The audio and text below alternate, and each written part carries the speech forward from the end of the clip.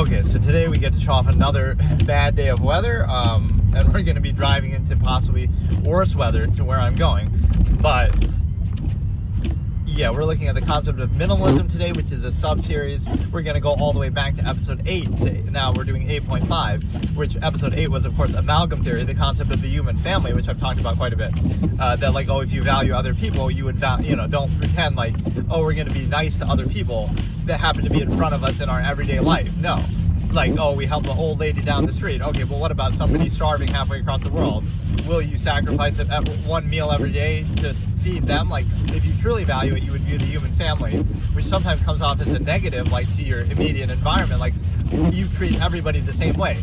So it'll seem like you're rude to people in front of you, around you, but you're not, because you're treating everybody the same way. Like, so you care just as much about that kid starving halfway across the world as you do about the people in front of you, if your basis is human value. If not, then you're just, again, the nearness posture, independent over extended pretense, non-basic self.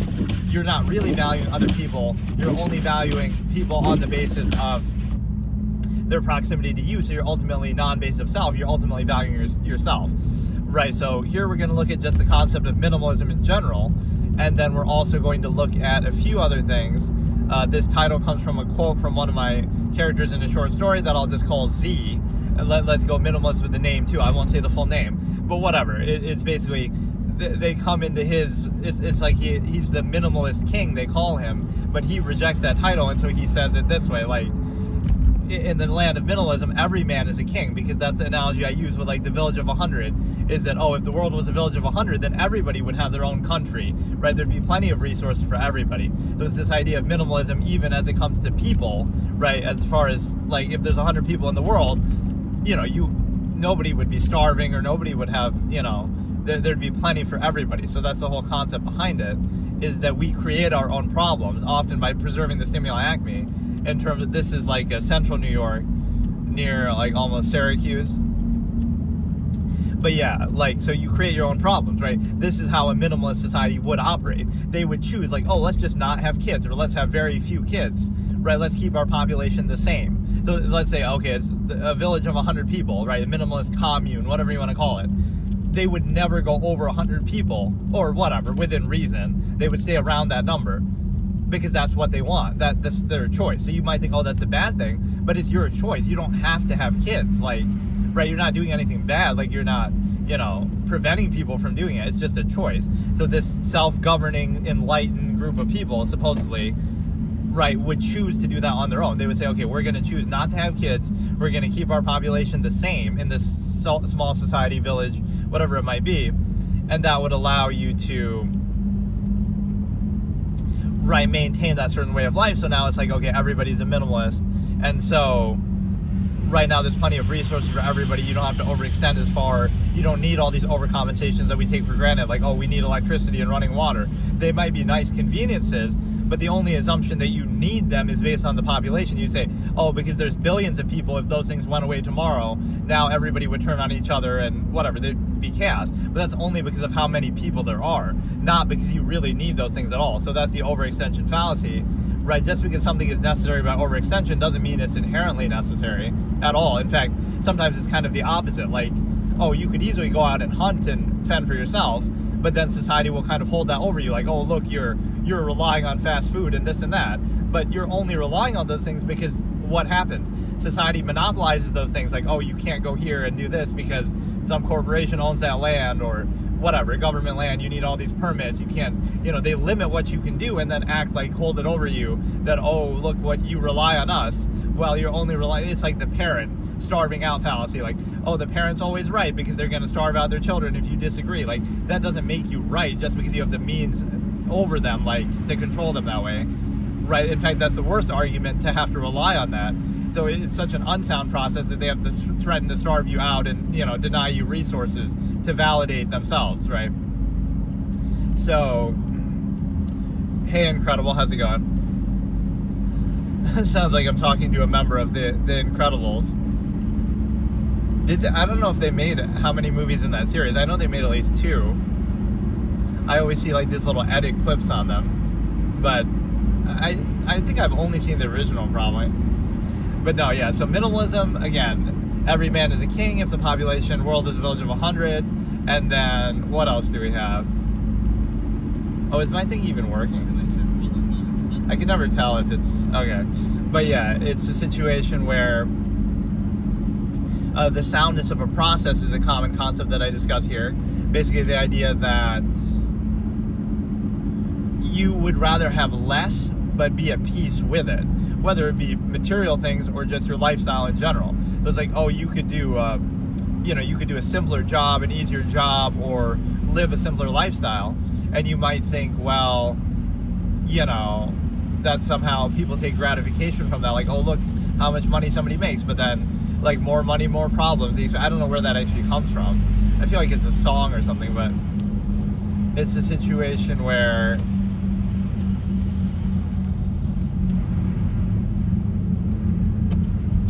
it's a situation, like, I baited everybody to do that, but, like, I was waiting for the right time. Now they'll clear in front of me for me. But no, it's a situation where, again, more money, more problems. It's like, that's your choice. So let's break down the whole means argument here, right? You can make as much or as little as you want, and if you're happy with it, you don't require much, right? People don't require very much. It's like, oh, you're struggling to put food on the table for your 5 kids. This goes back to the earlier discussion, like, well, you didn't have to have 5 kids then, so it's a self-created problem, right? You created that, you chose that, so nobody feels bad for you.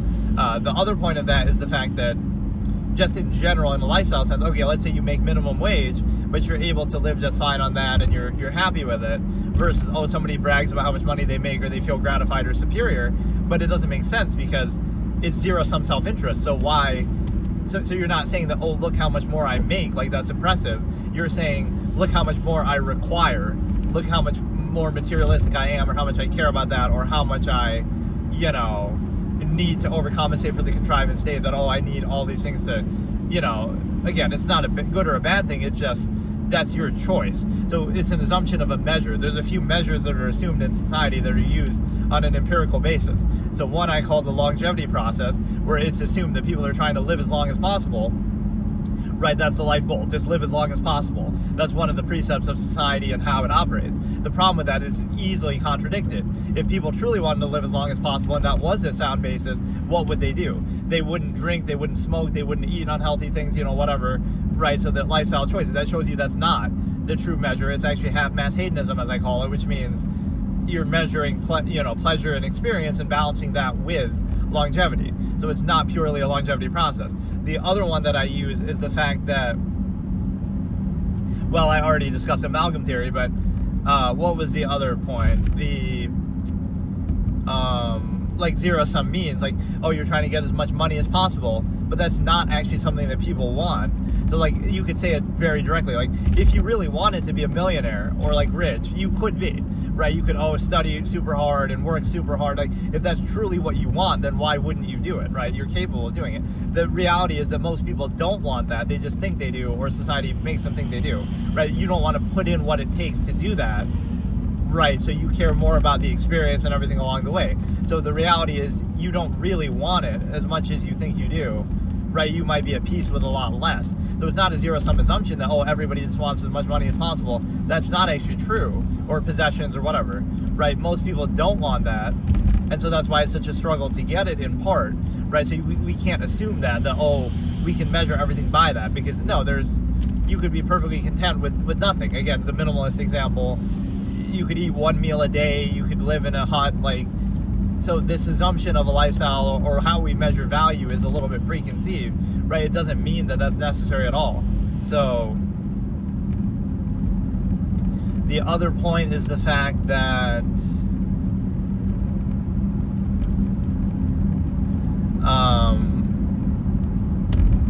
the soundness of a process, which I was discussing before, basically the core idea that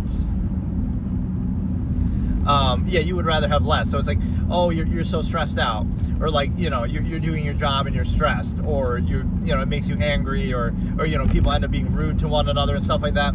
That would be kind of where you draw the line and think, like, if it stresses you out so much, then maybe you can't handle it and maybe you shouldn't do it. Or, you know, if it makes you behave a certain way, or even this applies to like parenting and stuff like that. Like, oh, you have to, you know, a past generation would say that you have to whip your kids or beat your kids into line. Well, maybe if you have to do that, what your end goal isn't worth it, right? Maybe it's not a sound process. Maybe you should think that, like, should we have to do it by force? Should we have to do that, right? Maybe there's something wrong with the process if you have to go to such extremes. So in the job sense, the same thing. Like, if you're so stressed out, then maybe you shouldn't do it, and maybe you don't require it. Do something that you can handle with comfortably, rather than, even if you make less money. So maybe that tells you that you don't really want that extra thing, extra amount or whatever, right? So do something that you can do soundly and at peace, which goes against the absolutist. You know, this is basically minimalist and absolutist are kind of two different things, but I sometimes align them. It'd basically be that the absolutists would push themselves, exert themselves all the time, every second, nonstop value, whatever their measure is that they define for themselves.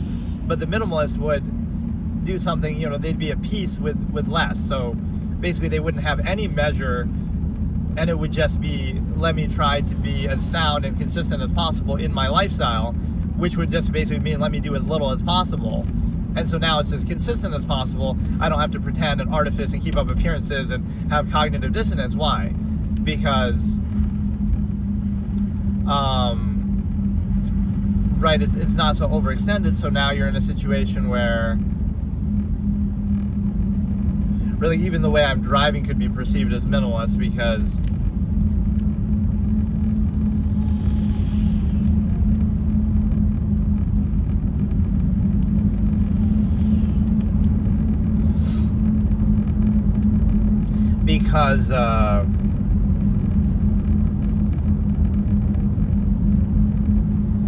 what do you go, like, you know, oh, just remove the need, right? Like, that's a good philosophy. Like, the real danger is other people, so just avoid other people, or, you know, do it in a more measured sense, like just be slow and there's no problem, right? So that's kind of a philosophy here, like where you remove the need by right, like, rather than struggle to overcompensate for some flawed process, like, oh, I have to struggle to put food on the table for the kids, you would just say, okay, let me just not have kids if I can't handle it, right, until I vouch for the state or I'd be comfortable doing that, right? So you would never complain about that or use that as an excuse, because it would be that level of self-awareness that you have, like, everything is self-created, everything is chosen, you don't require very much, so everything that you require and struggle to get is treated too much as a default, which you could say is part of the modern consumerist society that we live in, right? That, like, a lot of what you have and do you don't need, but yet you struggle to get it anyway. So you're struggling to get things that you don't even need, that you might not even want, but it's just assumed that that's what you're supposed to do or that's what you value. So again, that's where the zero-sum means projection exists. Now, those are the two criteria of value that are assumed but are not guaranteed, which is, again, the longevity process, which I disprove with half-mass hedonism. Examples like, why do people smoke and drink if they're trying to live as long as possible, right? So that can't be the base of value. And then, again, zero-sum means, why is it such a struggle to achieve it, like making money and whatever, material possessions? Why is it such a struggle then if that's really what you want? It tells you that that's not really what you want, right? And maybe you want less, or maybe you're just doing it just because that's what society tells you to do, or that's what you're used to, right? But you might be more content with a lot less. So this notion of, like, overextension, where you value things like you want to have the most amount of experience as possible, you want to do the most number of things, you want to have the most number of things, you want to have the most, like, you know, full of sound and fury type experience, you want to have, like, everything's like maximum stimulus, you know, whatever. You want to do that as if that's where value comes from, instead of where, if you're more at a peace kind of balanced state, it's like an imbalance overcompensation. You're in this inhibited state, so now you want to overcompensate and act out and do something extreme. So the need is self-created, instead of, oh, you're in a more minimalist, peaceful existence. This is kind of that same character I was talking about. We're like, oh, he's called the lazy king and the king of minimalists, even though he rejects that title. It's like, yes, he's at peace with his life because he does very little. It's like, oh, he's lazy. He just sits around all day and, you know, maybe picks a couple berries or something. But, like, so he doesn't feel the need to go out and drink alcohol and do this and that, because his life is simple and peaceful, the same way that he doesn't, you know, need to work to earn those things. So it's like, the only reason why you're doing that is kind of twofold. If your life was in a more peaceful, balanced state, you might not desire that. You might say, well, I don't need to go to the bar and drink because I'm living a more peaceful kind of neutral existence where I don't require as much, but because I don't require as much, I don't do as much. And because of that, it's a more sound, consistent process. Whereas instead, you see a lot of this contrivance and overextension where you live like this imbalanced life, which is, again, very prevalent by society. It's not like the individual's fault, but it's their choice to still do it. Like, you do all these things and sort of spread yourself thin, so you're not fully committed to one or any, right? Whereas you'd rather, okay, be like a sound process, you're going to live a very simple life, but you're going to live it fully, right? Instead of, you have to make all these concessions. You have to do social contrivance and dumb down to a lowest common denominator for other people, and you have to appease the artifice of, appearances. You have to care about all these things that you might not really care about and don't really value, just to appease other people, just to, share in this sort of collective experience. So it kind of dumbs down and waters down everything, right? So you spread yourself thin. Instead of, again, you want to do a simple thing with much less, but you're going to be fully in control of it. You're going to be fully free, and then you get to choose for yourself. So is it worth it? That's the question of the minimalist. Is it worth all the inhibition and sacrifice for, yes, you get certain benefits of society, but those benefits are arguably only necessary because it restricts everything in the first place. It's like who said that Ronald Reagan quote? He says, like, I'm paying for this microphone. It's like you would say, well, you get all these benefits from society, but it's like, no, I'm paying taxes for that. Like, so there's really no net benefit. It's a choice. It's a sacrifice. You get inhibited in so many ways. So many things you can't do. So many things you're prevented from doing. And so because of that, it's a trade-off, right? You're trading off the ability to be completely free for some of those benefits that you supposedly get. So it's a constantly accountable trade-off, not just some net positive that you would treat like an absolute, because these turns are the worst. Like, holy shit. But yeah, I like that I'm showing some of this weather sometimes, but it would be nice sometimes if we don't have to deal with this every single drive. Yeah, it's a good guessing game. See if people who come in here try to guess where I am. I think we've had some Sweden, Switzerland, some European countries. But you can see the signs. I guess the signs give it away, whether the location or even just that it's English or something. Right, we're doing IRL. That could be a fun format, actually, somehow. I'll do IRL GeoGuessr. Where in the world am I? Guess where I am today. But, like, if I'm traveling the world and I'm going to do a real-life map completion checklist thing, like, I want to visit every country on the planet. Right, that's on my bucket list. But, if you're, like, a big streamer or something, you could do that as, like, a whole thing, too. Like, Speed did that in the U.S., right? He's like, Speed, was it him? I think it was. Like, he visits America, or he does America, like he goes to every state or something like that.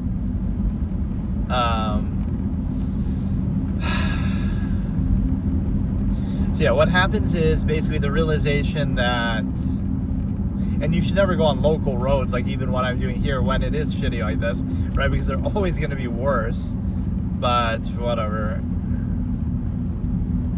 It doesn't even feel like it was that much snow. It's just kind of not plowed very well. But yeah, getting back to minimalism is, even like this is a good example.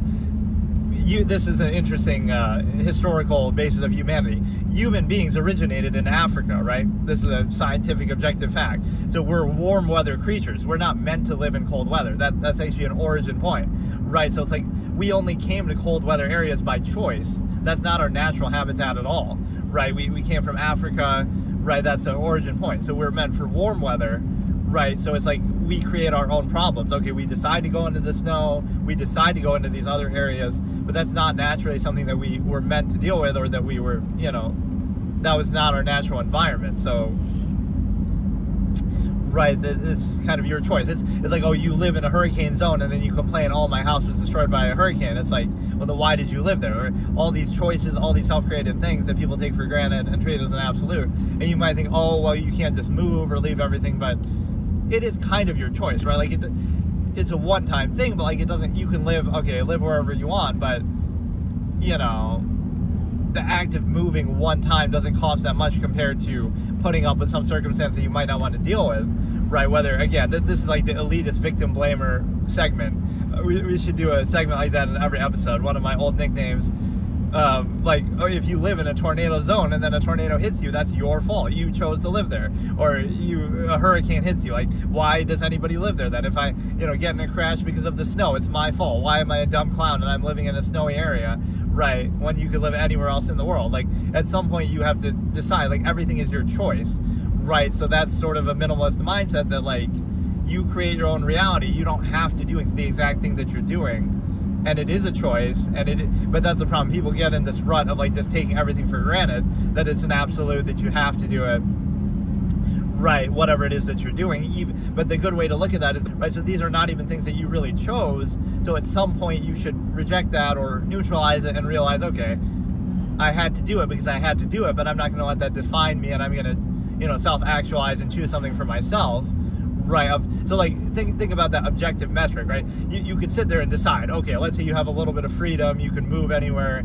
Now you're going to think, like, let's study and research every single area, every country, every town, every city on the planet, and then decide based on your own subjective criteria of whatever you value, which one to do, right? But nobody actually does that. So it'd be the same thing, like, with the stimuli acme. Right, like with your partner, you'd say, this is the whole irony of, like, dating sites and stuff like that. People would say, you end up with somebody, why? Because, they happen to go to the same school as you or live in the same town as you, right? It's nothing more than that. So you'll act like, it's love and it's meant to be a soulmate, but it's like, it came down to basic geography that they happen to live within 10 miles of you or something like that, right? So the problem with that is that's a very narrow criteria. Instead of, on a dating site or on the internet, you could talk to people from all around the world, and there could be billions of people potentially that you go through. So now it's a more credible measure because you're like, okay, let me go through everybody and decide from that who I like or who I want to be with based on my criteria, whatever it is, right? That's a more credible basis by the same measure. Whatever it is that you value is still up to you. Most people don't even define that for themselves. They just kind of mindlessly react, right? And don't even know what they want, so that's a good minimalist principle too. Define your own measure, right? Whatever it is, you define, okay, this is exactly what I like. I like tall girls. Let me try to role play. I'll say, I guess I don't have a strong preference. I do like taller people for that reason, because taller women, because it's so rare. I guess that's one, element. Like, I'm only 5'11", like, I'm not super tall, right, for a guy that's maybe average-ish, but it's pretty rare that you find a woman that is taller than you, right, 6 feet and up, and it's even more rare that you be in that relationship or situation like that. So that could be like, scarcity creates value, right? But it's a situation where,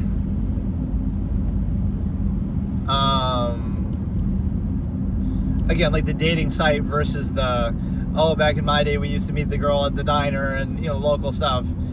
So, right, like it's the antiquated, people are just bitter about their own, acquiescence to that contrivance state. Like, well, they had to settle for that because they didn't have the option. Now you could still do that same exact thing and meet somebody in the local environment, but you could also choose out of everybody in the world, and you have options that people didn't have. So the older generation will often be bitter like that. Like, well, we did these things only because we had to, because we didn't have the technology to do something else that you now have, and that gives you more options and higher standards and better things. But now we're going to condemn it as if, ours was somehow better, right? You see this all the time now with, like, AI or something, like, social media ruined everything in interaction. It's like, but you could still do the same old interaction that you used to do. It's just a net positive. It's just an option. Blame the user, not the tool. Blame the audience. But also, it's like, it's the same process. Like, back in our day, we used to talk in person. Now everybody talks online, but now you can talk to people from all around the world instead of just settling for people in your local environment. Now it's just a net positive of the same thing, but they condemn it because it's like the false basis of value, right? Somehow, like, less options are better because you have to settle for them. So now people are less critical of them. Now that you have other options, it'll be like, you're desensitized to it, but that's only because you have a better option. Would you rather interact with people in your local environment or everybody on the planet Earth, potentially, right? Which you could still contain within it the same people in your local environment, right? So it's like, it's a net positive, it's a better version of the same thing, but it's somehow condemned because, like, more freedom or more technology invalidates this subversive process that people clung to and got gratification from because they had no choice. Now people have the choice, so now it shows you, you were just settling for that because you had to, but you wanted to pretend like it was actually gratifying or an absolute, right? Stimuli acme is a good example of that. So for example, we look at this, the same topic of like, I don't know, like the internet or again, like social media, and people say, oh, that made people less social in person, right? That is true, right? There's no doubt. But there's a reason why they prefer it, isn't there? Like, you have to question that. You say, well, if in-person interaction is so much better, then why do people prefer social media? Could it be that it's just the same thing but more convenient, the same thing but, you know, just easier, more wide-ranging, you can talk to anybody at any time, right? You're not as limited to your local environment. So like, it's giving you an option to do something, right? That's the same basic process. It's still social interaction, but it's just easier, more robust, better, right? So it sort of invalidates and desensitizes you maybe to, hey, from Peru, how's it going? Yeah, he's showing off that it's sunny weather there versus this. But no, it's a situation where, again, technology that gives you better options. So they'll say, oh, it desensitized you to something, right? But that something is the same process, but it's just a lesser state. Or it's right,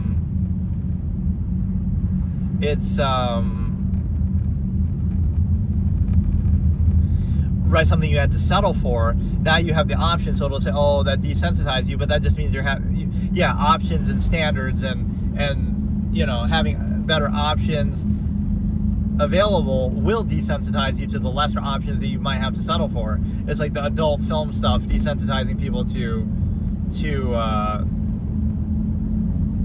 you know, their relationship or something like that, right? So I had like a threefold expression for that, like, you know, options, standards, and blank will desensitize you to mediocrity or whatever it is that you would have had to settle for. So is that really a bad thing, or is it just exposing that? So it's the same way technology will reveal people are obsolete and replace them. So it's like, why do people prefer social media over in-person interaction, right? There must be something about it that might be better by the same measure, like, oh, look at this kid on his computer all day talking to other people from all around the world versus, oh, talking in person to people in their local environment. Like, it's the same basic tendency that we're looking at, right? So we don't understand the larger process, like, oh, people using OnlyFans today instead of whatever, meeting people in person. It's like, it's the same process. Okay, it's easier, more convenient, so now people, for whatever reason, in that case, like, people prefer it. Like, you have to ask, why do people prefer it? Or, you know, you condemn the basic process, but, you know, if it gives people certain options, right, that's what you have to look at it. It's a net positive because it's an option. You could just choose not to use it, but the fact that so many people do use it and that takes over as like a predominant, like the social media, takes over as a predominant means of communication, what does it tell you? That maybe, oh, it renders other, you know, older communication obsolete. Like, it's the same thing effectively. Oh, you can video call somebody, so now that's like face to face, right? And you can do it from all around the world, anywhere, instead of having to be in person. Like, so couldn't that just be an objectively better version of the same thing that you could have done in the past?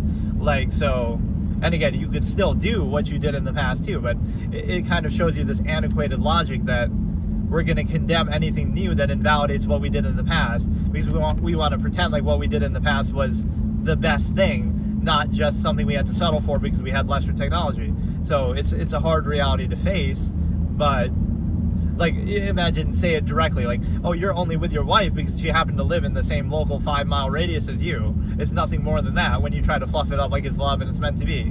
Whereas at least you now, oh, I have options. I talk to people from all around the world, all 8 billion people. So now at least you have a wider breadth to choose from of that. But so it's still not absolute, but it would be more credible. Like, that's what you would have to do to pose something as an absolute, like, oh, this is a soulmate, it's meant to be. Well, the only way you could say that for sure, right, the only person for me kind of thing, you would have to talk to and interact with all 8 billion people on the, well, whatever, relevant age and gender and stuff, but all the people on the planet, and you would have to assess one by one and interact with one by one. And then we sort of fear that, in fact, too, because that might invalidate the false absolute. Like, oh no, you can't be friends with other women now that you have a girlfriend or wife. Like, yes, because simply being friends with them is going to potentially be a threat to your relationship. That's how secure and absolute it actually is. Like,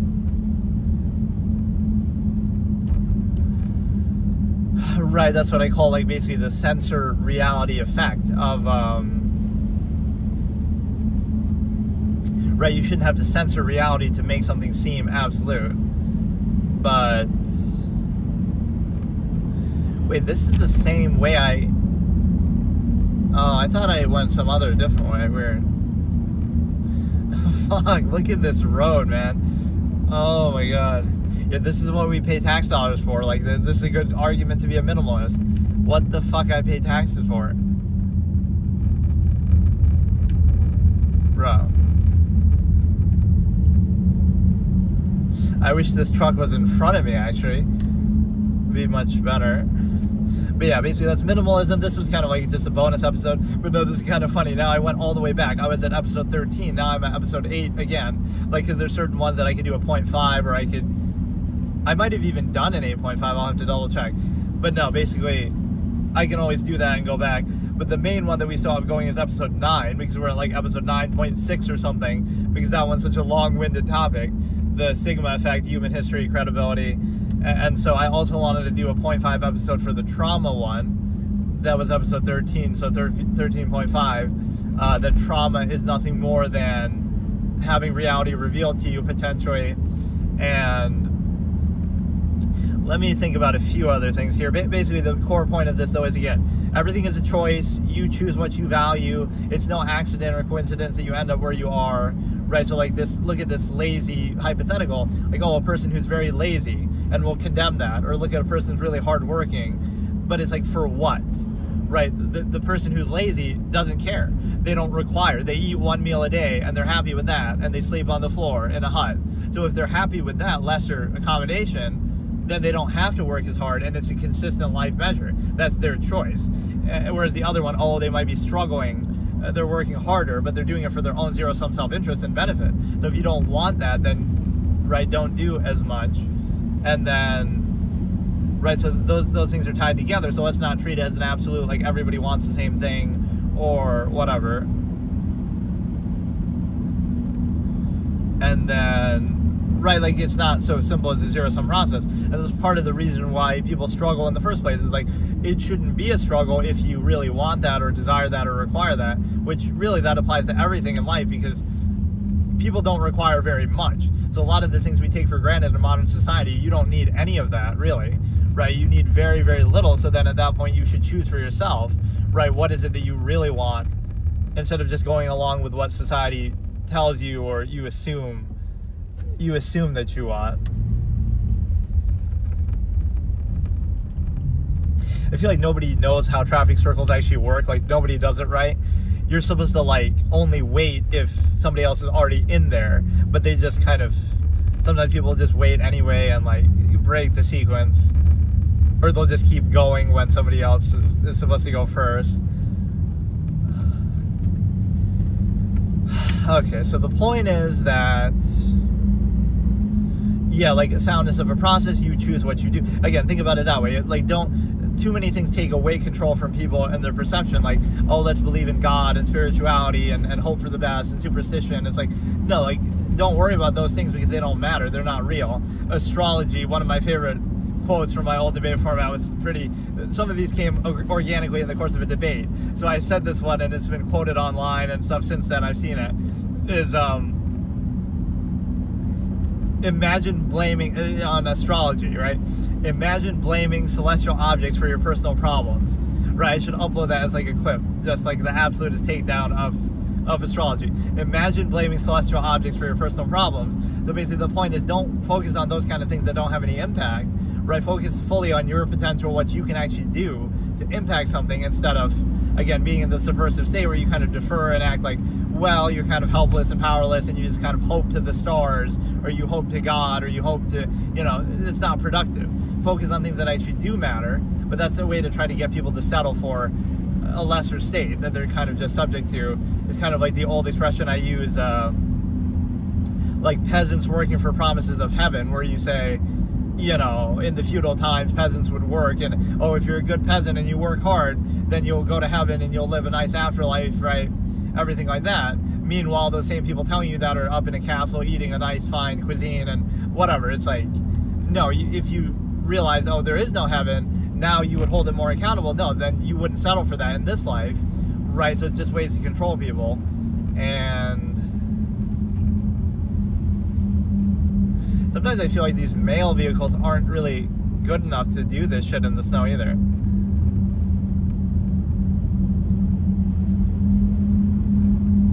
Right, that's their expression, whether rain or snow or whatever. Right, do they deliver mail in tornadoes and hurricanes and fucking volcano eruptions? Like, they gotta add that to their tagline.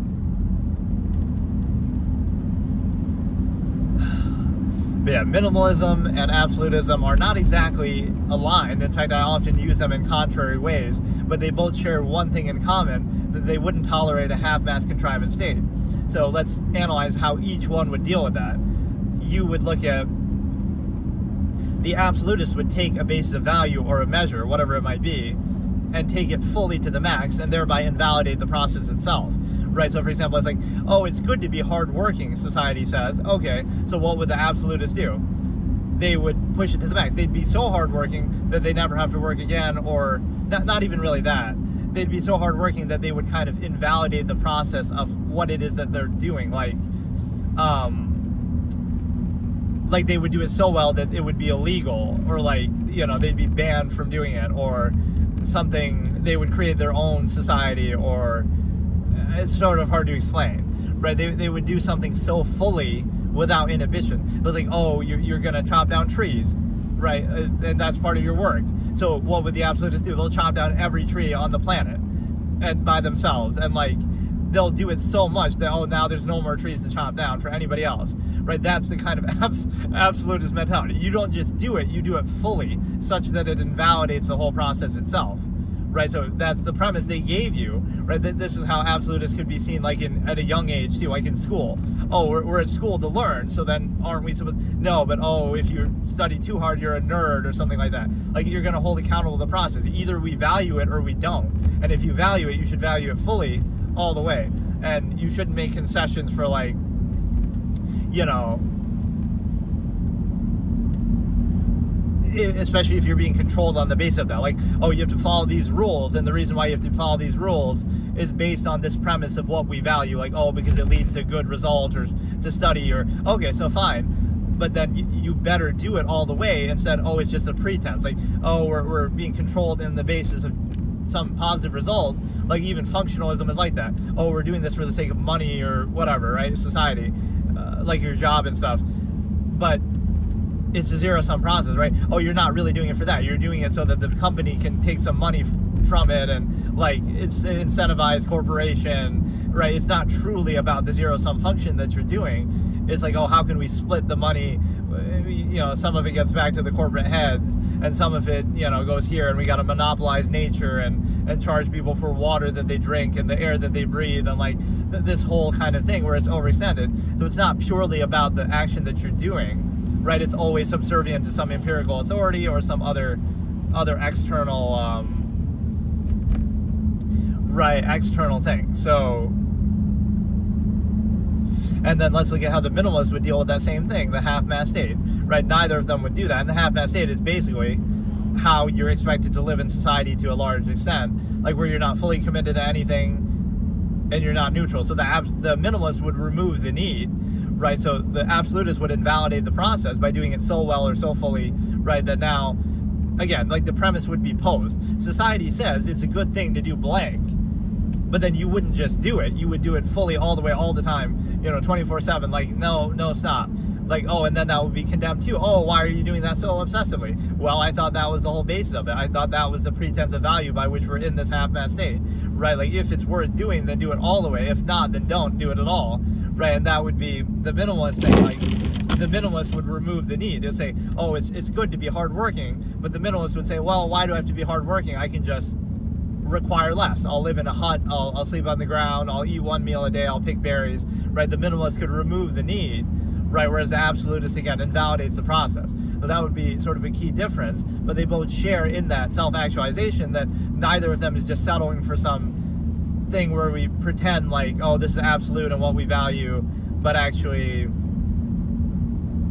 you know, this is absolute, but it's actually, you don't practice it absolutely, right? So again, false absolutes are used to control you in the way, like, you know, God or morality or something. It's a false absolute to value or to specify something, right, to like a specific person or company or whatever, right, place undue emphasis, insistence, false absolute to value or specify, or even false absolute not to then enable you to practice it absolutely if it really was worth doing, right? It's actually to control you and reduce you to a half-mast state where you don't think about it and take everything for granted, right? But that kind of doesn't make sense, right? So like religion or something like that, all these absolutes would be thrown out there, but then people don't actually live like that, right? Like, oh, you know, what would this Messiah or deity or whoever do? They would, you know, like they say, value other people and give to charity. But if you truly value that, then you wouldn't eat 3 meals a day and you would give up your clothes to someone. And right, it wouldn't be maybe seemingly sustainable, but you would do it all the way then. You wouldn't just pretend, right? So in a way, it makes people at peace with whatever state they're already in and just kind of makes them not think about it because, oh, God says so or something like that. But if you truly listen to the words fully and try to do it fully, practice it all the way out, then it would be something different because, right, you would do it all the way, and like I said, that invalidate the process. So oftentimes those things are just used as a pretense because of the simple fact that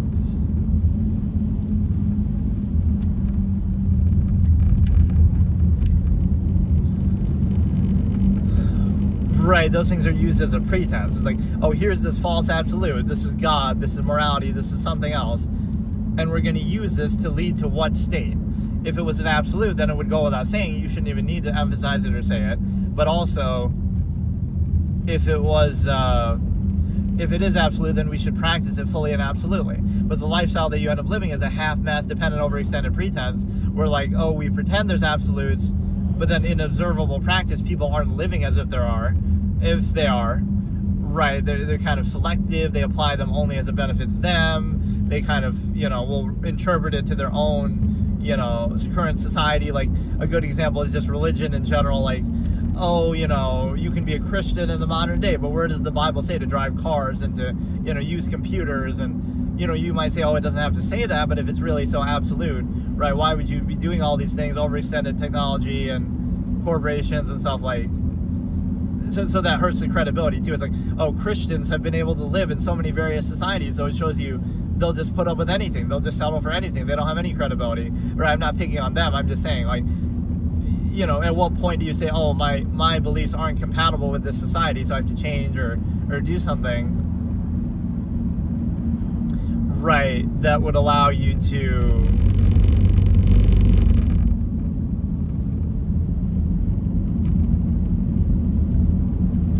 right, like, at what point would you say, oh, no, I can't tolerate this? Or do you just somehow, you acquiesce it and say, oh, no, that's not actually what it meant in the Bible. It would apply to any amount of technology or anything, right? Because the technology it would reference would be old school, archaic, like wagons and whatever, cattle and stuff, because that was the stuff at the time. Whereas now, you would say, oh, well, it also applies to cars and things that people who wrote that didn't. That also proves that it's written subjectively, like by people. They didn't know these things were going to exist, so they couldn't say them, right? So if you were being a purist, you wouldn't do a lot of these modern things, or if you know, you would do exactly what it says and everything it references, and you wouldn't do some of the stuff that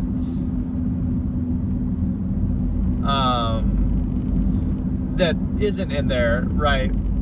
So again, that'd be like the purist belief. So that's the whole irony of it, is like somebody who doesn't believe something or isn't part of something can see it more objectively, versus people who are sort of dug in. But it's like, oh, you know, somebody like me who has read the Bible when I was younger, because like it's a kind of a credible thing. You'd say, oh, I don't believe it, but I'm not going to completely dismiss it until I read it first, right? So I want to give it the fair shot.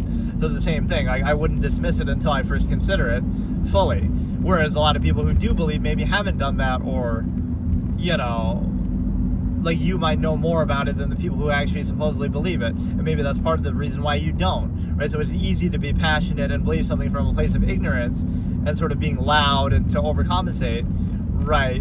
But that doesn't actually give you credibility. And so it's like, right, it's easy to be emotional and passionate from a place of ignorance where you kind of just, you only pick out the parts that you agree with or that you want to focus on, and you ignore everything else. Whereas somebody who's objective will see the whole picture and then realize, oh, not even that it's a bad thing, but that it's not absolute, right? That it has its flaws just like everything else, so now it becomes arbitrary. So it's not as simple as that.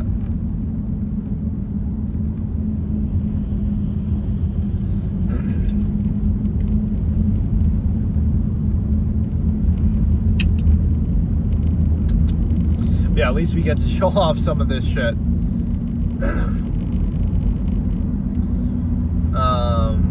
Yeah, it wasn't even that bad. It just looks bad because these are local roads that, like I said, they don't plow really very well compared to like the highway or something, which I specifically put in a different route that I thought was going to take me somewhere other way, but this is the same way I normally go. So yeah, I feel like I had more to say on this, but I guess that's why it's minimalism. I'll even enact that in the video itself, where I just, you know, in the episode where I just, but yeah, everything is self-created. You choose it, right? You could always require less. So that's the minimalist precept that I always talk about, is to remove the need. Instead of struggling against something or struggling to overcompensate, or, you know, like, oh, look how, a good example is relationships, right? Like at the beginning honeymoon phase or something, like, oh, look how much I have to impress them. Like, oh, let's say, oh, you got to use some pickup line, and then you got to be super nice and attentive, and you got to get them gifts all the time, and fanciest restaurant, and, you know, keep up all this energy. That shows you that's probably not a good idea, and it's probably not going to work, because you can't maintain that, right? That's unnatural. Artifice doesn't last, like I say. Whereas, again, you'd be more neutral. You should be able to be more normal, right? If it's something really sustainable or that you are going to be at peace with, you shouldn't have to put all that effort in to overcompensate, because then that's not going to be how it actually is every day in practice, right? So you would be much more aware of that. Like, you'd be very direct with everything, right? You wouldn't try to fluff it up. You wouldn't try to use pretenses, but that's kind of too tempting, because that's how society operates and is controlled. People don't want to be aware of their base inherent nature and tendency, or what they're controlled by. They just want to be controlled by it without being aware of it, like kind of bypass their awareness and kind of use a process to kind of bypass their critical thinking. And so it's the same process that controls them. So this is where self-awareness is the enemy. The same exact thing could be happening, but to be aware of it is bad, and to be done in a way that, again, bypasses people's awareness is good, right? So it's kind of a little contradictory. So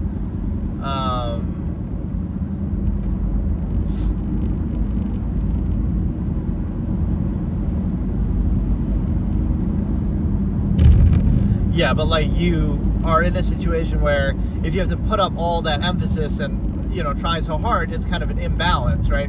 It's showing you that you're overcompensating for something, so you're not going to be at peace with it. It's on an unnatural state. And so now you think you want it, but you really don't, because, again, you shouldn't have to work that hard for it. So you'd be more direct, you'd be more at peace. And really what it shows you with something like that is you wouldn't specify it. You wouldn't limit it to just one person, right? You'd say, okay, you could be with anybody, open relationships, or nobody, right? Like, let's look at sexual things from that perspective too. What would an absolutist do with the stimuli acme? They would do it fully. So like, oh, maybe they'd have orgies, or maybe they'd, you know, open relationships, stuff like that. The minimalist might just not even do them at all. They just won't even have sex, or, you know, like the Village of 100, they won't have kids at least. But yeah, like, either you do it to the full or you don't do it at all. But the halfway that society operates is very contradictory, inconsistent, self-invalidating, non-accountable, false absolute. And so now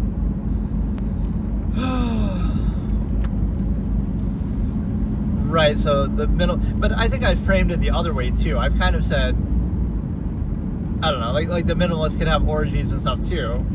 It's just basically you're just not inhibited in the ways that you do things. Like, you're not going to be so like, oh, this is a false absolute. Like, and the problem is that controls people even outside of it. Like, it's so pervasive and so strong of a mechanism of control, right, that you could just be, again, neutral and minimalist yourself, or anything. Like, again, I pose that example, like, you're asexual, but unless you specifically say that, or somehow, oh, like, you have to somehow justify it, people will still project something in you, like, oh, that you, whatever, right? Like, they'll assume that you have some incentive that way, even if you don't. And then, like, that's how strong their control is. They'll see it where even it doesn't exist, right? Especially in somebody neutral who doesn't feel the need to justify anything, or, you know, overcompensate or put up pretenses. because, the reason why you put up those pretenses is because you have something to hide or overcompensate for, right? Whereas here you don't. So now you don't put up the appearances and they project it. Like, it's kind of the opposite interpretation, right? They see it where it isn't there, but they don't see it where it is there. And why? Because if it isn't there, the person doesn't feel the need to do anything, right? They'll just, whatever. They don't have any incentive. They don't care, right? So they have nothing to prove or gain. But it'll be projected like, oh no, you do want it, but you're just not subtle enough about it, or, you're just not good enough, you lack the ability to get it, kind of a thing, right? This universally applicable kind of fallacy. Whereas the other side, we're going to overcompensate, or we're going to be super nice and put up performative aspects and social contrivance, anti-thought, kind of all this kind of stuff. So you're doing that to achieve that end, or some end that you have. So it's like, right, the person who wants something is going to be, the one who's really placing undue emphasis. The person who doesn't want anything doesn't place it, but the projection is there. Like, you assume they want it. So it's like, that's what people require. They require this, like, further awareness to be countered and by social contrivance, right? If you socially contrive, then people aren't thinking about the inherent process, which is still present, right? But, you're covering it up by social contrivance. Whereas the other side, you make them aware of the nature of the process, which is kind of a deliberate extent in this way. That, like, you want them to be aware of the nature of the process so they're not controlled by it anymore, but instead they blame you for it. It's your fault for being aware of it or reflecting that awareness back, making them aware of it by not socially contriving or overcompensating. So it's not that it's a flawed process, it's your fault for not overcompensating. It's your fault for making them aware of it, so you're responsible for it. And that's projected onto you, for example, that's just, like, you only see the incentive because you have that incentive. But not only could that not be true, but not that everybody has the incentive or that it's a universal process. But not only is it not that, it could be the opposite. Maybe you see it because you don't have the incentive, so now you don't want to be controlled on the same basis or projected or, like, have to justify it or something like that, right? So you don't have the incentive, whereas everyone else does or operates on that basis. And so now it's like, it's projected to you because you're aware of it, as if that means you're to blame for it. But that's sometimes how it works. If you're aware of a process, you're to blame for it, and it applies to you, right? Like, if you have this self-awareness, like, everything has an incentive behind it, everything is a process, everything people do has some motivation behind it, right? Which is only a logical basis. Like, why shouldn't that be the case, right? Everything everyone does, but you try to overextend it into social contrivance, and it's like, so would you rather be controlled by that, which apparently, yes, people do, or would you rather reject that basis, not require it, not desire it, and then have everything kind of speak for itself, but then you wouldn't specify it, right? There wouldn't be any basis for empirical authority or certain, one person or another. So it's kind of a disingenuous thing, like a contest of contrivance, I call it, where you basically, like, who can overcompensate the most with their performative aspects and social contrivance. So if you reject the basis, you just lack the ability to do it. Not that you don't have the desire or the need, or again, that you don't extract value from that, right? You try to let the process speak for itself, which evidently then that process is negative by people's own awareness and how they'd react to you. So non and neutrality reflects back to them either the nature of the process, which is then seen as negative, but it's only seen as negative, even though it's always present. It's only seen as negative to the degree that you make them aware of it, even though it's always there. So it's a flawed process that you have to always overcompensate for, which is arbitrary and could apply to maybe any process, or defining factor, right? So, like, pretend you're running for president and you say appeal to cult of personality, but you don't want to because you don't want that to be the basis, right? It shouldn't come down to that. But then that's what people say, you're just not good enough at it. But you don't want it to be about that. You want it to be, okay, whoever wins, it should be based on a sound, logical basis, right? And not about, this person's a little funny or nice or whatever kind of basis we have. So, right, it shouldn't come down to cult of personality. So if you reject the basis, it'll be projected like, you're just not good enough at it. Treat it as a universal, not that you maybe couldn't have an incentive or that you have, like, a different measure is assumed, right? The two measures that are assumed are, like, zero-sum means, like money or something like that, or stimuli acme, like hedonism, sexual. So if neither of those are present, let's say you have some other measure, like an absolutist, like values time, right? Every second of every day you value some overall goal that you're doing, amalgam theory, something like that, right, then it'll be projected that, oh, it's one of those two things, because that's the only way that people can think of, right, and they have no other measure, and it's all zero-sum half-mass, relying on constant overcompensation and gratification. But it's like, you have even this notion of like self-awareness and deliberate action is also projected as a negative in the following way, that like it's somehow a bad, like thinking is a bad thing, right, just period, because like that's how you know you're in a sound logical state of being, right? If you think, that's bad in society. You can't think, right? We condemn it. It's somehow like, oh, it's lack of ability, or it's somehow some negative intent will be projected. Oh, they're thinking, so they must be crazy, or they must be plotting something. I like how that is the neutral projection. You couldn't have any other, you could be thinking about anything else in the universe, but it's like, oh no, they'll project, oh, it means they must be plotting some negative thing, or they have some ulterior motive, or oh, they're struggling to do this false absolute half-mass function initial-minded basis in front of them. There can't be anything else, right? Any measure, any value, any credibility going on, right? It's always projected to that. So it's a situation where self-awareness is negative, and artifice that subverts the process and distracts your attention is a good thing. And that is true in a literal sense, because again, you're kind of misframing it to the individual. Like, again, the process is absolute, and then it's your ability to overcompensate for it that's defining, right? Not that it could ever be a flawed process, because again, people just are wedded to it, I guess. It's you just settle for the process, it's established, so you just go along with it mindlessly. The fallacy, things are the way they are because that's the way they should be. And so now it's just a matter of dealing with the cognitive dissonance of this state that is supposedly absolute, and instead of recognizing it's not, or having any other perspective, it's absolute, and now it's just a matter of overcompensating and distracting from it. So blame the one who doesn't overcompensate because they reveal the nature of it, or it's a situation where that self-awareness enters in, like, oh, that's a bad thing, as if shouldn't be a natural state that you can always be, right? So there's always this projection that happens, and right, so thinking is bad, being aware of a process is bad, even if that same process exists, right, that's okay, because, oh, we're just not going to think about it, right, and we're going to distract from it or overcompensate for it. So that, I find, I guess that's sort of a gratifying concession, but rather you'd say, let's not do that, and then let it speak for itself. So then either the process is good or it's not, instead of, right, like if you would be, this is the way that minimalists can reveal something, like just be neutral and non, right? And then it's like, then people will be unhappy with that, but that shows you the process is flawed. So don't apply it just to you because, oh, you're not overcompensating for the process.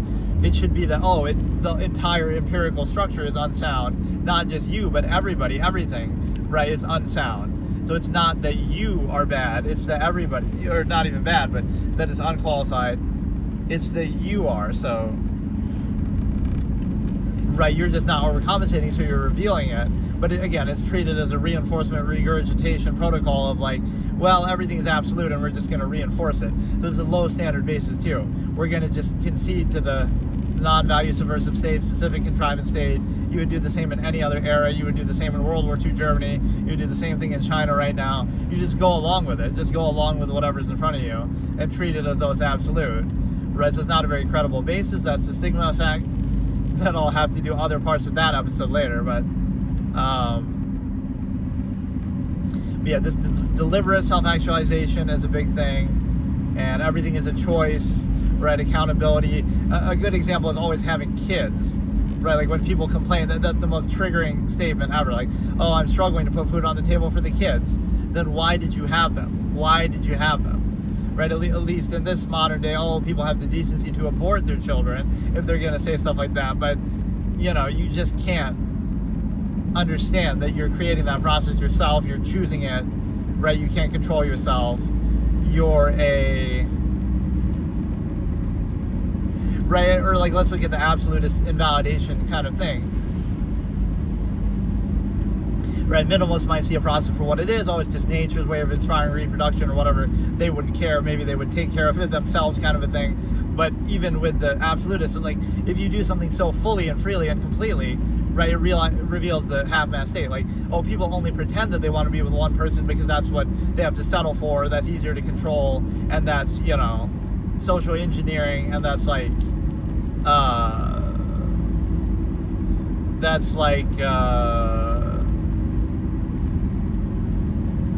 you know, they don't have options. So like standards and options will invalidate a process. It's like, oh, let's say you're a millionaire, you're Leonardo DiCaprio, and he's with all these young girls, and he could be whatever. Like with many people, or people are in open relationship and stuff. That shows you a kind of like the backward standard.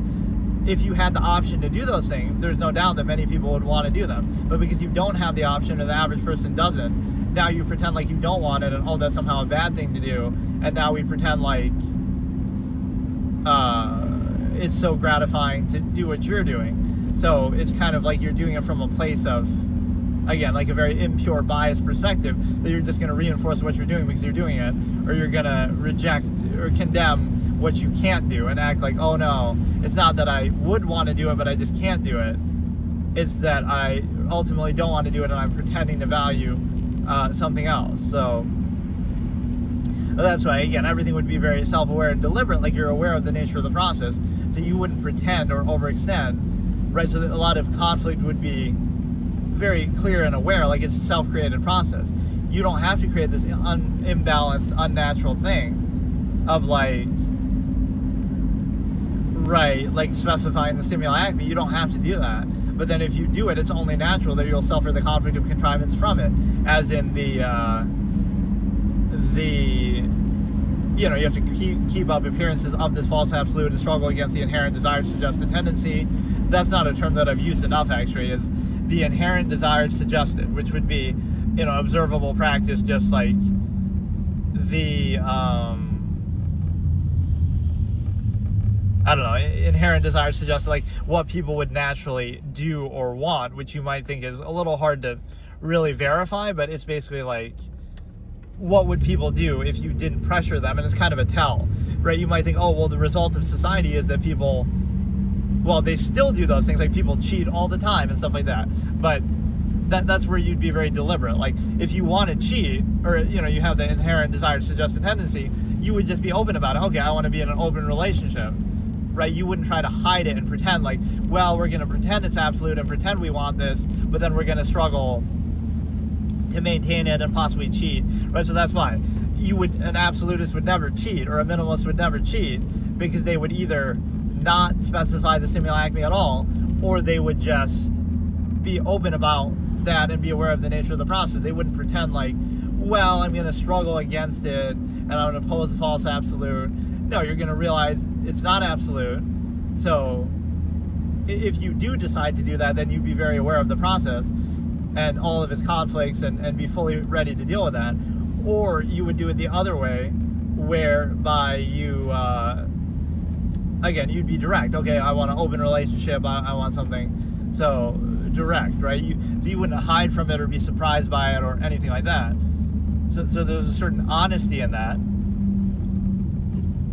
But it's a situation where, again, many things that people do are sort of out of this functional halfway necessity of like, well, you're in this state, so you have to kind of reinforce it, and just no matter what, it's like cognitive dissonance inducing. So your perspective is a result of your state, instead of your state being a result of your perspective. So that's what you get with like the sheep-like animalistic training, you know, just mindlessly people going along. Like whenever there's a mass of people, it's like, is that really what's best? Like, oh, things are the way they are because that's the way they're meant to be, or that's what people really want.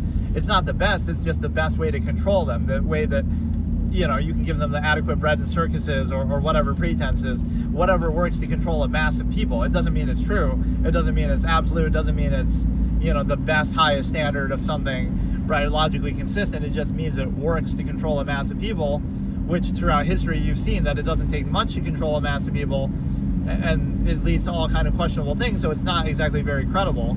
I'm basically turning this into the stigma effect here